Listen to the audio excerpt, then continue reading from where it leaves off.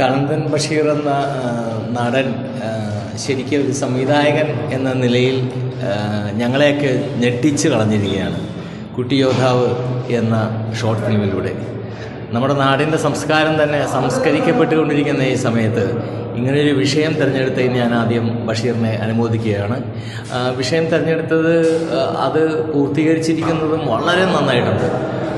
ഒരാശയം പ്രേക്ഷകനിലേക്ക് എത്തുന്നതിന് ഒരുപാട് വിഷ്വൽസ് ഒന്നും വേണ്ട എന്നതിന് തെളിവാണ് ഈ കുട്ടിയോദ്ധാവ്. നിമിഷങ്ങൾ കൊണ്ട് 2.5 മണിക്കൂർ നീണ്ട വലിയ സിനിമ പറയുന്നതിനേക്കാൾ നമ്മുടെ മനസ്സിൽ ഒരുപാട് സ്വാധീനം ചെലുത്തിയ ഒരു ഷോർട്ട് ഫിലിമാണ് കുട്ടിയോദ്ധാവ്. ശരിക്കും പറഞ്ഞാൽ ഇത് കേരളം മുഴുവൻ കാണേണ്ടതാണ്.